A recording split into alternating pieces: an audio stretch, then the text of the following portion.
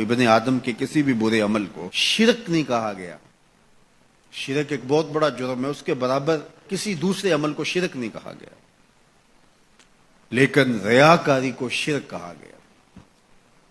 شرک اصغر ریاکاری ہے، حتیٰ کہ چوری کو بھی، ڈاکے کو بھی، زنا کو بھی، قتل انسانی کو بھی، یہ بڑے بڑے جرم ہیں، لیکن ان کو بھی شرک نہیں کہا گیا. لیکن ریا کو شرک اصغر کہا گیا. یہ چھوٹا شرک ہے، اللہ گوارا ہی نہیں کرتا کہ کوئی عمل کسی اور کے لیے کرے. شرک کی جس طرح معافی نہیں ہے، اسی طرح شرک اصغر جو ہے، اس سے ملوث عمل کسی صورت میں بھی قبول نہیں کیا جائے گا، چاہے وہ کتنا ہی بڑا عمل کیوں نہ ہو. حضرت ابو امامہ الباہلی رضی اللہ تعالی عنہ حضور کی خدمت میں حاضر ہوئے اور عرض کی، یا رسول اللہ صلی اللہ علیہ وسلم، میرے ماں باپ آپ پہ قربان ہوں، میں آپ سے یہ پوچھنا چاہتا ہوں کہ کوئی شخص اپنی جان جیسی متاع عزیز راہ خدا میں وار دیتا ہے، اس سے بڑی قربانی تو کوئی اور نہیں ہو سکتی کہ جان ہی قربان کر دی، اور اس کا مقصد اعلاء کلمت الحق تھا، لیکن ساتھ یہ بات بھی تھی چلو میری ناموری بھی ہو جائے گی، میری بہادری کے جھنڈے بھی لگ جائیں گے، تو کیا اس کو اجر ملے گا؟ تو حضور نے فرمایا فلا شیء لہ، اسے کوئی اجر نہیں ملے گا. تو ابو امامہ الباہلی یہ سمجھے کہ شاید میں جو مقصود تھا وہ حضور سے عرض نہیں کر سکا، تو انہوں نے دوبارہ کہا حضور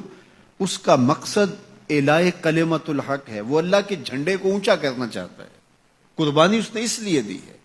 لیکن ساتھ یہ بات بھی تھی کہ چلو میری ناموری بھی تو ہوگی.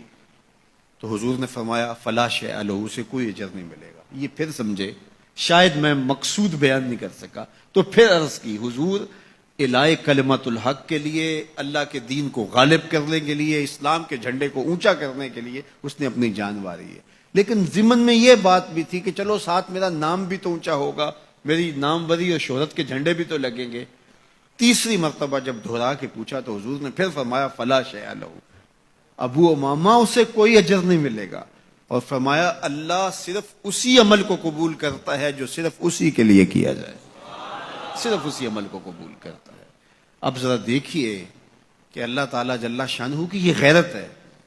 کہ وہ اس عمل کو قبول ہی نہیں کرتا جو غیر سے ملوث ہو جائے،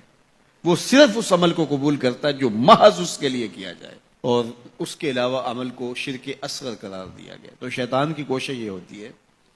کہ وہ عمل کو ریا میں مبتلا کر دے تاکہ یہ عمل کی مشقت بھی گوارا کرے اور اس کو اس سے کچھ حاصل ہونے کی بجائے الٹا اللہ کی ناراضگی ملے. اور اگر کوئی شخص ریا سے بھی بچ نکلتا ہے، اس نے تنہائی میں سجدے کیے، اس نے انتہائی مخفی انداز میں راہ خدا میں خیرات کی، تو انتہائی خلوص کے ساتھ اس کے اعمال سر انجام ہوئے، تو شیطان کا اگلا حملہ اس پر یہ ہوتا ہے کہ اس کو عجب میں مبتلا کر دے. عجب کیا ہے کہ وہ اپنے عمل کو دیکھتا ہے، اپنے آپ کو دیکھتا ہے، کہتا ہے واہ یہ عمل تو میرے پاس ہے، دوسروں کے پاس تو نہیں ہے، میں تو تہجد گزار ہوں، 5 نمازیں بھی پڑھتا ہوں، صلاۃ الاشراق بھی پڑھتا ہوں، صلاۃ الچاشت بھی پڑھتا ہوں، صلاۃ الاوابین بھی پڑھتا ہوں، میں تو دن کو روزہ بھی رکھتا ہوں، راتوں کا قیام بھی مجھے نصیب ہے، میں تو تلاوت کلام مجید بھی روز اتنے پارے پڑھتا ہوں، میں یہ بھی کرتا ہوں، میں یہ بھی کرتا ہوں، اور کسی کے دکھلاوے کے لیے بھی نہیں کرتا. تو وہ اپنے اس عمل کی وجہ سے عجب میں، خود نمائی میں اپنے آپ کو دیکھنے لگ جاتا ہے، اور وہ جو عمل نہیں کر رہے ہوتے ان گناہ گاروں کو حقیر جاننے لگ جاتا ہے. تو یہ عجب اس کو برباد کر دیتا ہے، اور عجب اس کے عمل کے حسن کو اور عمل کے جمال کو چھین لیتا ہے. علامہ رومی فرماتے ہیں کہ کچھ عامل ایسے ہوتے ہیں کہ 4 دن نمازیں پڑھیں تو آسمان کی طرف دیکھنے لگتے ہیں کہ آسمان سے کوئی پیغام میرے نام آ رہا ہے کہ نہیں آ رہا. تو جبکہ یہ راستہ تو محض اس کی رضا کے لیے چلتے رہنے کا ہے، ساری زندگیاں گزر جاتی ہیں. حضرت ذوالنون مصری کہتے ہیں کہ میں ایک شخص کے پیچھے دوڑتا تھا اور وہ فقیر میری طرف نظر اٹھا کر بھی نہیں دیکھتا تھا. تو 40 سال کے بعد ایک دن اس نے میری طرف پلٹ کے دیکھا